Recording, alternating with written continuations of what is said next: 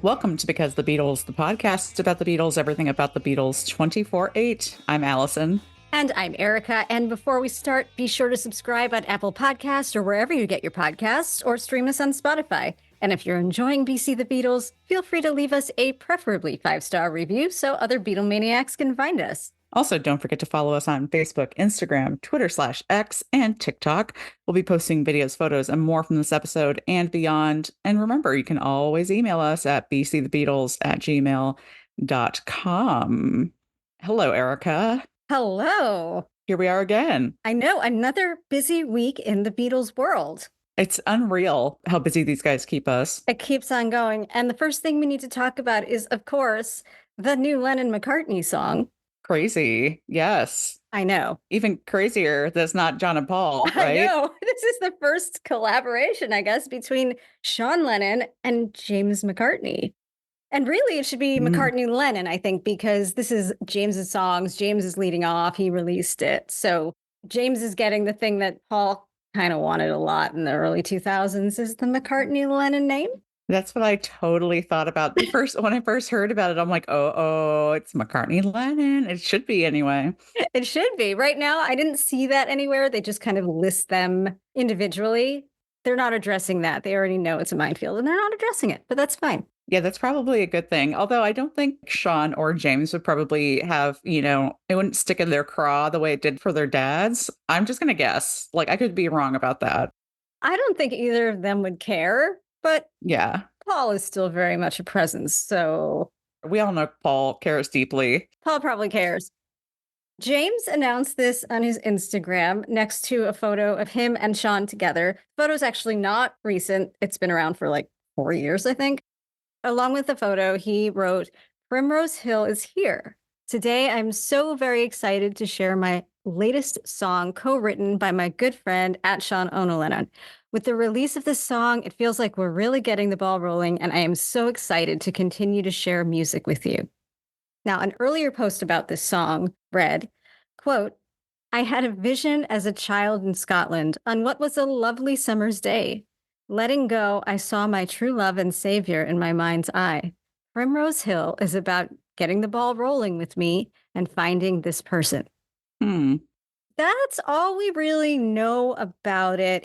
There wasn't a lot of lead up to it. There was no indication, oh, James is coming out with an album. The only thing that might have given us a clue that there was some music coming was that he did release another song called Beautiful 2 months ago. I don't know if he's dripping out the contents of an album or if there's just a couple of songs, but this is the second one that he's done since 2016, actually, was the last time he released anything. Yeah. I don't think there was any indication before the announcement either that he was collaborating. I don't believe he has before. He certainly hasn't collaborated with Sean or any other member of the Beatles second generation community before. I thought it was interesting with these two posts that previewed the song was that both of them contained the phrase, "We're getting the ball rolling." I'm convinced that the next song or the album is going to be called Getting the Ball Rolling at this point. That is really funny. I mean, I will say I do think we're used to Paul being a little cryptic, like I feel like that's shit Paul with Paul. Like I just remember all the Egypt Station stuff that we talked about in our very first episode, with Percy Thrillington and that kind of thing. So I don't know, maybe James is just sort of like, that's one of his catchphrases. We all have those that we overuse. I do see what you're talking about and I see where it's coming from. It's coming from the elder McCartney and his little tricks that he likes to play. Yeah, all that stuff with New and McCartney 3, like every album he does something. I don't know. James is probably more pure in that way than Paul is, so it's probably nothing. But we'll I see. know. My thing is like, okay, so when he says with the release of the song, it feels like we're really getting the ball rolling. Okay, does that mean there's more coming from him and Sean? Or does that mean that there's more coming from just him? Like you said, like an album or maybe an EP. So I'm very curious. Yeah. What did you think of Primrose Hill, the song? I thought it was really gorgeous. I didn't hear anything that was reminiscent of their fathers, which I liked. It's not derivative. I think that the Sean influence can be heard in that I think most of James's songs are a little bit more simple and straightforward as far as the chord progression.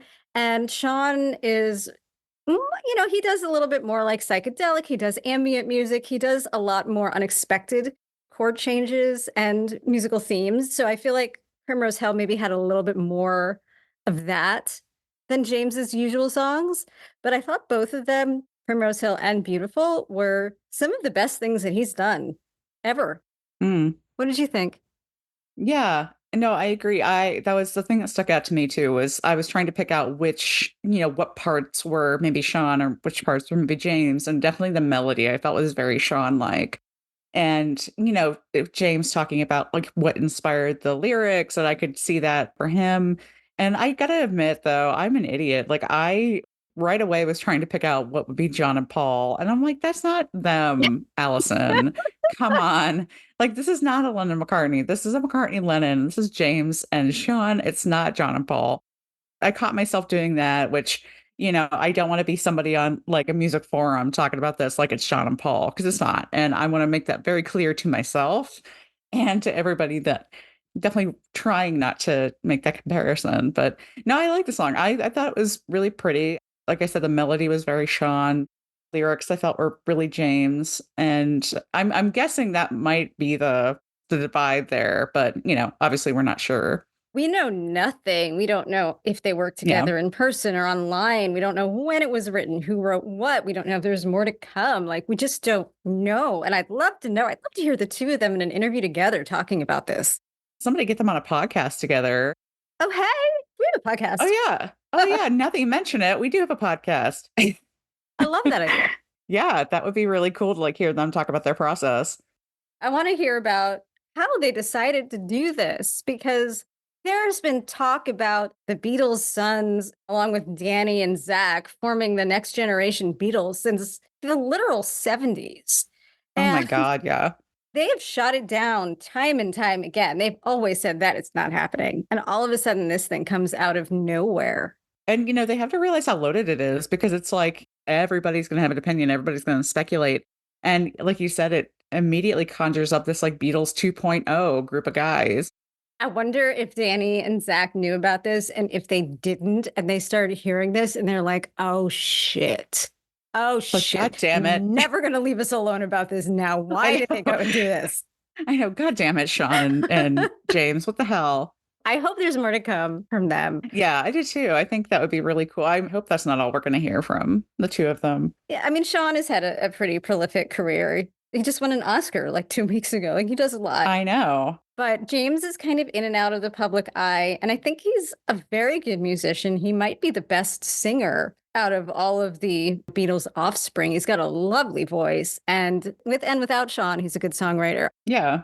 Coming from me, this isn't an insult, but the song really reminded me of like, it had those vibes of like something that would be on the soundtrack to like a CW show, like Dawson's Creek or like Felicity. Oh, that's actually, yeah. Now that you mention that, totally. And that is such a great call.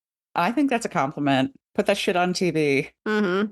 So yeah, very Yeah. excited. Go out, listen to this stuff. I'm sure that if you're a Beatles fan, you've seen it. Paul has posted about it. Sean has posted about it. James has posted about it.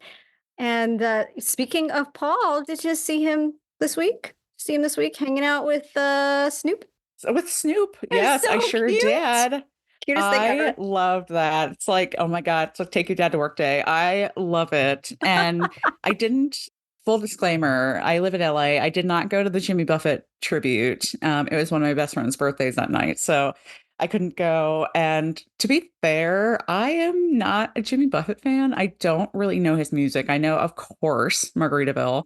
And I have friends who are parrot heads, but I just had no interest. Even Paul couldn't get me there. Hmm. But of course, we all saw the footage of Paul with his little margarita on stage. Did you see that? Maccarita? As Maccarita, yes. Although I swear to God, that was orange juice. I'm just saying, I don't think it was actually, maybe it was, I don't know. I am very torn on whether that was really a margarita or a Maccarita. But wait, now that I'm thinking about this, doesn't Paul put orange juice in his Maccarita? I don't know if it's like an orange liqueur. Maybe it's Cointreau or something. Yeah, I was thinking Cointreau too. We have the technology. I'm just going to look it up here while we're recording. and I found it under Mary's recipes. Dad's Clementine Maccarita. Okay, the picture does look like what he was drinking. Okay, so yes, it is 1.5 limes juiced, one juiced, half for the glass rim, sea salt for the rim. I don't know why they lead off with that, but okay. 3 shots of any good Blanco tequila, like Patron Silver, Cointreau, 1 shot triple sec, and then 2 clementines. Okay, so that might be what gives it the color. So maybe that was a Maccarita that he was drinking and not just orange juice. He just had to bartend it himself. He's like, I know how to do this. Let me in. Oh, I guarantee he did that. I guarantee he was back there making Macaritas. I'm going to say this now. I know I will regret it, but if we ever go back on Blotto Beatles, I'm going to make a Maccarita. Oh my God. That's a good idea, though. I would definitely drink that over the booze, and I can no longer drink because of Blotto Beetles. Look at it, you spiced rum. The one time I'm going to try a drink that powerful is for Blotto. Yeah, that is a margarita that packs the punch for real. Paul doesn't fuck around. No, no, he did not. And he was so cute on stage and such a dork. And I love it. It looked like a fun time. And I was hoping, I'm like, if Paul sings Margaritaville, that would make me a little sad I didn't go. But that's the good thing about everything. This weekend is Coachella too. And it's like everybody posts all this shit. They post all the performances. So it's like, I don't even feel like you have to be there anymore. The Hollywood Bowl is wonderful. I love the bowl so much. But unless you're like right up in front of the stage and seeing all this right in front of you, it's just like watching it on TikTok or whatever. Right. It's so big. Yeah. So yeah, no, but I'm obsessed with Paul on stage with his Maccarita.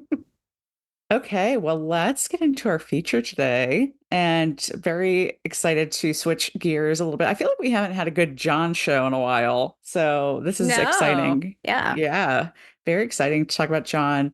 And this kind of springs out of something that's been going on recently online. His social media accounts have been sort of resurrecting this idea of the fictional land of Nutopia, and it's in conjunction with the buzz around the new Mind Games box sets that are coming out. There's a new website, citizenofnutopia.com, that was launched a few weeks ago. And, you can go there and you can declare yourself a citizen of Nutopia, which we'll talk about because you can just do that with Nutopia. You don't have to do anything special. You can just say, I am a citizen of Nutopia. And it is so. I have already done it. I have too. We'll have to post our Nutopia citizenship cards Yeah, on totally. social. Absolutely. And, this is kind of the second launch of Nutopia. In 2006, there's also a little bit of a Nutopian movement in conjunction with the release of the US versus John Lennon documentary. So it's nice to see it come back, even if it, is stemming from the Mind Games hype. It's funny. I was thinking, I'm like, how familiar are people with the term Nutopia? It's sort of one of those like sort of hidden gems of John's where you sort of I know for years I sort of heard it mentioned and I'm like, okay, whatever. And then I was like, wait, what actually is that?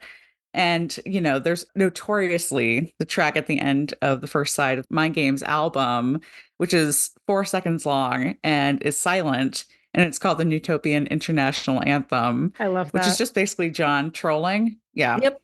Total troll. And as John and Yoko bandied about the idea of Nutopia, it was sort of less of a fantasy concept and more about a statement about John and Yoko's ongoing immigration issues. It was kind of like a satirical, sort of playful way to like give the middle finger, to the powers that be in the US. So today we're going to talk about Nutopia and what that is, but also go into John's legal issues with his deportation, his immigration issues, which is a minefield. I feel like I've read so many immigration cases now, and there are some long stretching ramifications of John's legal cases, which his lawyer, Leon Wilds, who we'll talk a little bit about, fascinating guy. But he later took what he learned on John's immigration case after he sued the federal government 4 times and sort of applied that later on to some of the Obama administration's laws around deportation and immigration and that kind of thing. So it's really interesting to see what a big impact John's situation had for decades. And it kind of starts with Nutopia. I love that because I think there's a prevailing idea that John and Yoko's political activism didn't do anything, but it did. Right. And it just did it so much later. And nobody really talks about that. Yeah. Because, yeah, a lot of the things that they sort of hung their hat on went unanswered. We'll talk about a couple of things that didn't, but they're sort of more esoteric ideas of like give peace a chance and the bed-ins and stuff, which, you can't really quantify what that might have produced. But things like this, where this fantastic immigration lawyer, what he sort of learned and applied in this case, really did affect real people further down the line. I think that's just so fascinating because you don't think about that in terms of John's immigration struggles. Let's go into a little bit about Nutopia. So, the first time this was really established, John and Yoko put out a press release on April 1st, 1973. And a lot of people are like, oh, haha, April Fool's Day, April Fool's Day. And I don't know if that was their intention. I don't think so. But the next day, they held a press conference at the Association of the Bar of the City of New York. That's such passive phrasing. It makes me crazy. And they announced this conceptual country, quote unquote, called Nutopia. So the media members that were there were invited to ask Lennons about their ongoing immigration issues. And they also discussed the ongoing search for Yoko's daughter, Kyoko, which factors into all of the immigration issues. I didn't realize how much it did. And we will get to that in just a second. So, Nutopia, you might be able to guess, but the name is a portmanteau of new and utopia. And so, utopia, of course, refers to, an idealized, perfect place. And the word was first used in the book Utopia by Sir Thomas More in 1516. And literally translated from Latin means, quote unquote, no place. Not to be confused with Family Guy's Pretoria, when Peter Griffin decided to claim his own country a la Nutopia because he couldn't build a pool in his backyard. Oh my God, I didn't even make that freaking connection. Oh, I forgot about Pretoria. That is awesome. Do you think that was directly influenced from Nutopia? The way that Peter Griffin described his Pretoria was very similar to the principles of Nutopia. It's very possible. They got references from everywhere for that show. They did. And speaking of the principles of Nutopia, here's what John said at the press conference. He read the press release that he and Yoko put out, and this is the Declaration of Nutopia. We announce the birth of a conceptual country, Nutopia. Citizenship of the country can be obtained by declaration of your awareness of Nutopia. Nutopia has no land, no boundaries, no passports, only people. Nutopia has no laws other than cosmic. All people of Nutopia are ambassadors of the country.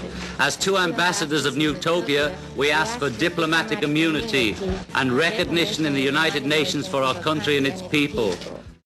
Now it makes total sense why you can go to a website and register yourself as a citizen of Nutopia, because as long as you know about it, you are a citizen. John further described his origins at the 1973 Now conference.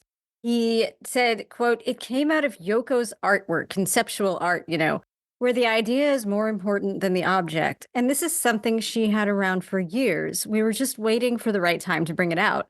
And see, the concept, it has no land, there's nothing to fight for, there's no boundaries, there's no lines to be drawn. That's where I got Imagine from her too. So, well, I'm tripping off, but it's the opposite of what people think. I got probably more from her than she did from me." Believe the man. There's a definite through line through his work, which is also something that people say, John's peace activism work is all over the place, but it all seems to have a really similar kernel of origin, which is Yoko's artwork and Yoko's philosophy. Yeah, I was going to say not to get up on my Yoko soapbox, but he says it right here. That's where I got Imagine from her. Literally, he says that. Mm-hmm. And anybody who still bitches because she got partial songwriting credit on Imagine when she got added to that, like, I can't. John says it a few times. Like, he fully admits, that Yoko influenced him in all of that kind of stuff. And yet people get so up in arms over it. It makes me crazy. Rant over. No, but I mean, rant away, because it's an important point, and it's a true point. I mean, I don't know how many people see in New York City, the 72nd Street subway train, the A line. It has this Yoko art, which is pictures of skies, and it says Imagine on it. And I believe it's in John's handwriting, but it's an installation that Yoko sponsored and Yoko put up. And I know that people say that she stole that idea from John, and it's not Yoko's artwork, it's her repurposing John, but it really is such a melding of the two, but it started with Yoko. I mean, imagine the lyrics are just like Yoko's art. You can draw a direct line. Imagine there's no heaven. Don't think of it as a lyric. Think of it as a line of artwork because that's what she was doing at the time. Yeah, that's what she's done her whole life. Look at her Twitter up until a few years ago. It was just like one-liners like that. Imagine there's no heaven. That is just something she would say. To give John all that credit is just so insulting and it just makes me insane. And John himself never gave himself the credit, just like he said at this Now conference. The idea is more important than the object, and I got it from her. Yes, exactly. So just more evidence that backs that up. And there's never too much because, my God, people just cannot accept it. And it's just maddening. Oh my gosh. Anyway, back to Nutopia after that derivative little side note. So this press conference I thought was really interesting because John also read the Nutopian embassy's address, which was 1 White Street, New York, New York, 10012. And I looked it up immediately and I was like, oh my God. I'm like, is this a real place? And is it just some like poor bastard's apartment? And then he started getting all this mail. But it was actually the apartment of some of their friends and staff, as well as the headquarters of the quote unquote National Committee of John and Yoko. God knows what that was. I mean, I imagine it had something to do with their, immigration struggles, but thank God it wasn't some rando who started getting all this mail. That would have been pretty funny, though. Yeah, I know. Just being inundated with bags and bags of mail going to Nutopia. And they've been like, what the fuck is Nutopia? Today, it is the location of a restaurant called 1 White Street in Tribeca, right next to, according to Google Maps, the Ghostbusters headquarters. I saw that. What the hell? It's so weird. I wonder if in the many years since this press release has been out, if they've gotten a stray Nutopian letter. They must have, and they've gotten more than one Beatles tourist, I'm sure. Oh, yeah, for sure. For sure. They should exploit it, frankly. Oh, they do. They do. Our address, this is from their website, our address, 1 White Street, is a footnote in the decades-long love story of one of rock music's most legendary couples. Oh, shit. They actually talk about Nutopia. They go on in the 70s. It was the subject of a press conference in which they say a British musician facing immigration issues announced the creation of a conceptual country, one devoid of land or boundaries and welcome to everyone. Wow. So they don't mention John and Yoko or Nutopia by name, but they talk about it? No. And then they go on to say this idea of a place that is open to and accepting of all embodies the essence of hospitality. And though the country itself was merely a concept, its founding premise lives on. Okay. Well, it's kind of weird they talk around it and not about it, but that's kind of cool that they are aware of the history of that building. Yeah, definitely. And I like it that they kind of play off, at least they say they play off some of their menus on it. What? We're gonna have to go there. That's I know. This is it. Yeah. When you're in New York, we need to go to 1 White Street. We definitely have to check this out, see it for ourselves. And, we could recommend to them that they fly the Nutopian flag, which is very simple. It is just a white flag. Just a white flag. And John was asked during this press conference where they, announced Nutopia what the flag meant. And he said, quote unquote, surrender and submission, and then pretended to blow his nose into it. Lovely. So that may have sounded really passive, which is not like John at all. But the surrender was meant to mean surrender to peace and love. If there's nothing to fight for, then you can just surrender to the peace and love kind of thing, which, I'm sure Ringo would be very, very down to do that and become a citizen of Nutopia. So there's a flag, but there's also a seal, which has a seal on it because John's humor. Meaning the animal, right? The animal. Yes, the seal, the arf arf, yes, marine creature. And it has the date of the country's creation, April 1st, 1973. And the seal is also balancing a yin yang on its nose. So much more creative than the flag. Oh, the Beatles already did that on the White Album. You can't be derivative. That is true. So this declaration was also printed on the Mind Games inner sleeve. That was a big part of that release. So one more part, and you know what? This restaurant needs to adopt this part because after John and Yoko moved into the Dakota later that year, side note, John would later move out to begin his 18-month lost weekend that September. So I thought it was interesting. It's not that long after his deportation scuffle and this press conference that he moved out. Yeah. But anyway, so eventually they had a plaque installed with the words Utopian Embassy engraved on it, and it hung outside their kitchen entrance to the apartment. And Yoko said that guests preferred to kind of enter that way as opposed to the front door. And she always said the Utopian door was quote unquote the new front door. But that's not the Utopian Embassy, Yoko. No, That's One White Street. So they definitely need that plaque, especially since, Yoko has sold that apartment. Now I wonder what happened to that plaque because it should go to its rightful owner, which is this restaurant. absolutely. With them proclaiming the lineage of a certain British musician on their website, they need to embrace it fully. We can't confirm nor deny who that British musician is, I suppose, but just assuming that they are aware of Utopia, they need that plaque. Yes. So let's go back and talk about why Nutopia was conceived. And unless you're an immigration lawyer, this is all very high level and don't come for me if something's a little off because it's a lot of legal jargon. It's really, really fascinating, all of John's immigration struggles, but it is very complicated. I can only imagine John trying to parse through all this stuff because holy shit, it made my head spin. I'm glad he had a good legal team that sort of took it over for him. Pretty much from the start of John's bid to move to the US, he had tons of legal trouble. He sought permanent resident status because he and Yoko had been living in the US since 1971.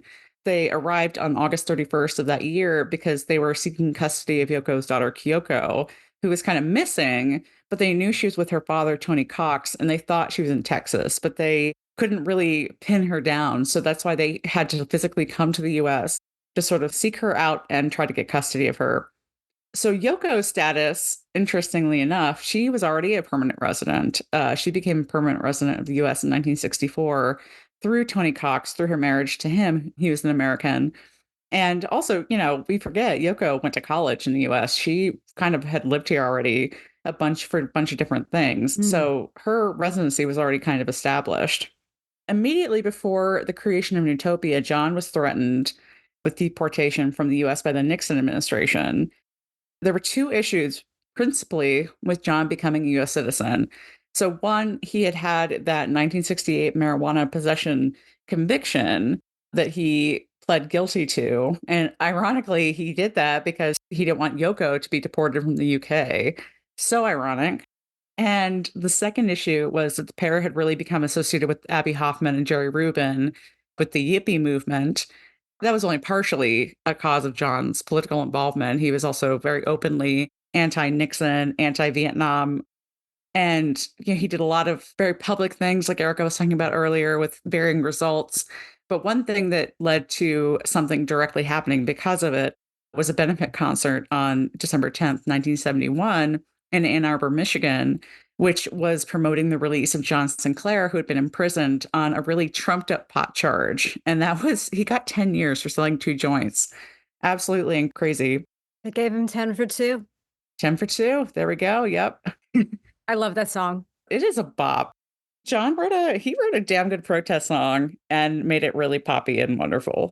And side note, R.I.P. John Sinclair, he just died. He died on April 2nd. So we just lost him. I'm sorry. That's the day that I think Nutopia was launched this year. Oh my God, it was. That was the anniversary of Nutopia. Ironic. Yeah. Very ironic. Yeah. So the John Sinclair thing, that was a huge deal. And also, they were appearing on a lot of talk shows, and their main stumping topic was the war and activism. And they were bringing on guests like Jerry Rubin and Bobby Seale, who is one of the Black Panthers, and all these quote unquote radicals. So they were really promoting a lot of really threatening things to the Nixon administration. And then they started getting tapped. Their phones were tapped. They were put on FBI surveillance. To John's credit, or to his whatever, he sort of stopped associating with the more radical parties after he learned of the surveillance. which I think he was kind of freaked out about that. He talked about that pretty much for the rest of his life, being under FBI surveillance, even though it only lasted like a matter of months. It wasn't that long. I think once the president and the FBI tap your phone, you're going to be paranoid for the rest of your life. Yeah, exactly. I mean, it's incredible how actually afraid of John Nixon was and his influence. One fear was that John would turn the country against the idea of the Vietnam War and prevent Nixon from winning the 1972 election. That was a particularly pivotal election for a lot of reasons, but the main reason was that was the first year that 18-year-olds would get the right to vote under the 26th Amendment. Before that, I believe the age was 21. So yeah, the 18-year-olds, which if you think about it, who's listening to John Lennon? Who might buy into what he's saying? It's the young people. Yeah, and who's getting draft notices? It's the 18-year-olds. So exactly, you got that perfect storm of this very influential pop star saying the war is bad, and Nixon becoming this sort of like bulldog figure for the war. It's like a cauldron of events that Nixon was really spooked by. And at that point, too, John was planning a tour, and that totally was going to overshadow Nixon's own political stumping. And his tour was set to end in Miami at the same time as the Republican National Convention was going to be on. So it was really like just a confluence of really strange coincidences. And Nixon, being so paranoid, must have thought that John planned that deliberately so that something could happen to stymie the Republican National Convention. Yeah, he was super freaked out. Part of me is like, okay, yeah, that is a lot of coincidence, but I have to believe it was only coincidence. I don't think John would have intentionally done that. I don't think so. I don't think he would have followed his tour itinerary, No, and John is also, he was not an aggressive protester. Like, that's an aggressive move to be confrontational. He was much more about these concepts and demonstrations and art. Yeah, it was more esoteric than it was practical in a lot of ways, for sure. And of course, we know that Nixon won the election in November 1972. And at that point, John's immigration status was he had an expired visitation visa. And so this visitation visa was basically a tourist visa while he helped Yoko find Kyoko. And after that expired, Leon Wilds, who was their immigration attorney, got that extended for a month. So not that long, but enough to sort of like get the ball rolling further their immigration bid. On May 12th, 1972, John applied to become a permanent resident of the US. And so to support his case, he had letters from artists, musicians, and even the mayor of New York at the time, John Lindsay, saying that he and Yoko would be valuable contributors to the US and the creative society. And so this is all going down live in court. They're reading these letters, they're reading these words. And the INS didn't challenge that. They said, yeah, totally. But he also had this 1968 pot conviction. And they said that it made him a quote unquote excludable alien, which in law terms means, quote, any alien who has been convicted of a violation of any law or regulation relating to the illicit possession of marijuana. That's per the Immigration and Nationality Act. That was something they used to support this deportation charge going forward. But Leon Wilds, Lennon's lawyer over here, is saying, okay, yeah, he had that charge in the UK and he pleaded guilty to it, but he didn't actually possess narcotics. Like, he just had some pot, not a big deal. It's not enough to get the US all up in arms because he had this charge. And it was in the UK. It wasn't, it wasn't in the US. So it really shouldn't have counted anyway. Just a side note on Leon Wilds, he wrote an amazing book about his time representing John called, I believe it's John Lennon versus the US. It's a reverse of the documentary title. Yeah, it's really, really good. He was so smart. If you can watch some interviews with him on YouTube, he was just so fascinating to listen to. He was a fest guest a few times. And I just remember going to his talks and just being bowled over by how smart and just so snappy his rationalization and his thoughts and stuff, where he was really, really the perfect person to represent John. And he himself died earlier this year. It's very sad. I know. We lost a really great immigration lawyer. And he would come with his son, Michael, who I believe is a lawyer too. Like, he followed in his dad's steps. So that was really lovely to, for the two of them to be there together. And yeah, and I recommend the book. It's so fascinating. And he doesn't, and it's easy to read. It's not, it's not a whole bunch of legal jargon. he just tells the story very well, and it makes it just so interesting. Okay, so we've got this court case that happened where John is trying to become a permanent resident. However, on March 28th, 1973, John was ordered to leave the US within 60 days. His permanent resident application was denied, and they were like, you got to go. So, of course, a couple days later, we've got the Nutopian announcement of the creation of this conceptual country. And at that press conference also was Leon Wiles answering questions about the fact that, the US was really just trying to make the search for Kyoko that much worse. And the fact that Yoko could stay here and John couldn't, and really making the case that there's really no reason that John shouldn't be able to be a permanent resident of the US. And the US was really just kind of splitting hairs at this point. Ultimately, John would get his green card in 1976, which, that's a long time to wait. It's a long time to keep pushing off, being deported. But his deportation order would eventually be reversed officially on October 7th, 1975. So happy birthday, John. You're not going to get deported. Right. Anymore. I'm sure he's thrilled about that. Yes, exactly. Good birthday gift, I think. Yeah. Amazingly, Nutopia was John and Yoko's last act of political protest. They did so many from 1969 up until 1973. And then it really just kind of stopped, which it makes sense. They moved into Dakota, then there was the They had some Lost other stuff going on. Yeah, they had a lot of personal stuff going on. As soon as John got back to New York, Yoko got pregnant with Sean. And he house husbanded it, and Yoko was doing the business. And like any busy parents, I think they shifted their focus to other things. Nutopia lives on today. Nutopia was resurrected just 2 weeks ago on April 2nd, which, depending on which day you believe Nutopia was formed, it was either April 1st or April 2nd. So it was on an anniversary or an almost anniversary of the founding of the country. And so on that day, some posts appeared on John Lennon's social media accounts announcing a new version of Nutopia, a link to the website, A Nutopia for the Internet Age, to citizenofnutopia.com. Other posts showed videos of their 1973 declaration with more information about its origins. If you go to citizenofnutopia.com, which we both have, people can fill out their own declaration of Nutopian citizenship. It asks for your name, your country, and an optional message to your fellow citizens, allowing you to declare yourself a citizen by acknowledging your awareness of the conceptual country, just as the requirement was in 1973. It also asks you if you want to join a mailing list from Universal about John Lennon.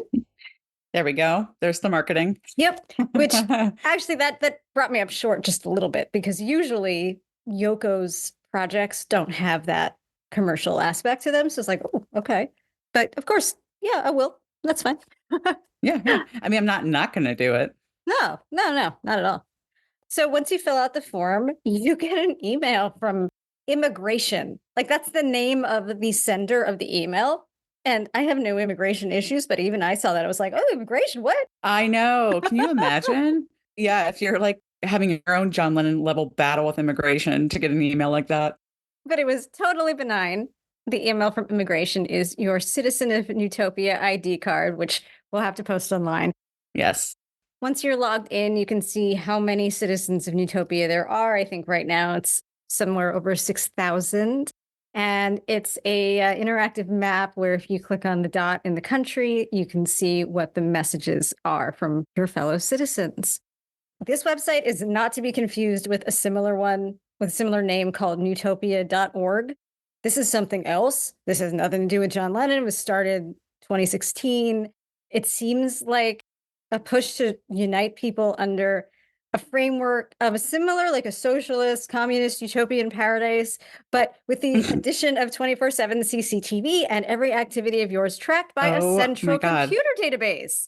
Oh, cool. Yeah, it was really uncomfortable. Like, they had a lot of the same underlying principles of Imagine, even some of the direct words like no religion, things like that, but takes it to a whole other level, trying to construct an actual society with some serious Big Brother undertones. That's pretty scary. Yeah, nope.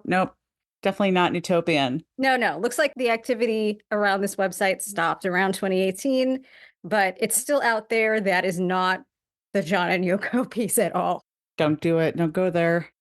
As we have talked about already, this is more than just a conceptual performance art piece. It ties in with the promotion for the 50th anniversary release of John Lennon's Mind Games, the album and the time period, of course, that Nutopia is most closely associated with. The album itself is remixed. The deluxe collection will contain 72 total tracks, which is really, that's huge for a solo album. For Mind Games. Yeah. Yeah. So I'm kind of excited to see what this is all about. It's coming in July, but a limited edition Mind Games vinyl EP will be released as part of the 2024 Record Store Day celebration this coming Saturday, April 20th, 420. Blaze it. Right? Yep. John will be happy. I guess. Only in independent record stores. I didn't know that was a thing for Record Store Day, but that's kind of cool. Yeah.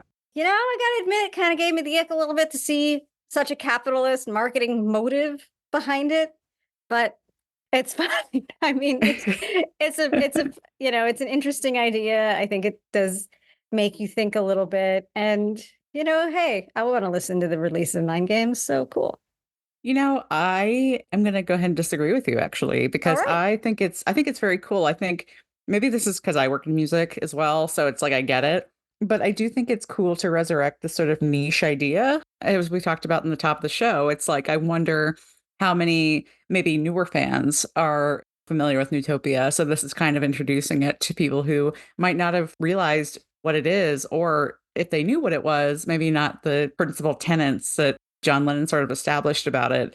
So I don't know. And I think the website is very cool. I love an interactive moment. And I don't know. I thought it was really well thought out, even if it does tie back to the box set or the Record Store Day release. I kind of dig it. I'm here for it. All right, cool. No, I like Nutopia as a concept. I like the website. I was just a little bit like, oh, okay. They're asking me if I want information about, whatever. But you don't even have to get it. You can still be a citizen of Utopia and don't even have to check that box. So it's fine. You don't even have to have access to the internet. You don't have to do anything. You just have to be aware of Nutopia and guess acknowledge it. You're a citizen. Yeah, exactly. Yes. Congratulations, fellow citizens who are listening to this podcast. You are now aware. Yes, exactly. And I have a box of the flags on my nightstand. So I'm really, really a hardcore patriot.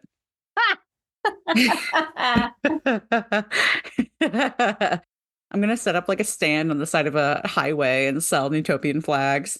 I love it. What are you going to sell them for? How much? That's a really good question. I mean, Nutopia has to have some sort of currency, right? Is it conceptual currency? A conceptual currency, yes. I'll pay you an imaginary £5 if I can hammer in an imaginary nail. Yes, exactly. Yeah. That's Nutopian currency right there at its finest. And it all started at the Bag of Nails and John and Yoko's first meeting. Yes, exactly. And Yoko's art, because Yoko is the seed of everything, as we've talked about. Yes, and don't you forget it.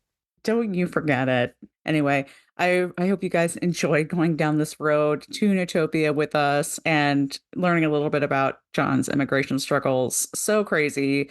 Nutopia was such a fun clapback from them, and it's still being celebrated. And we will keep you posted if we go to that restaurant, because that would be hysterical. Hell yeah. Hell yeah. So in the meantime, thank you again for listening to BC the Beatles. As always, subscribe on Spotify, Apple Podcasts, or wherever you're listening right now.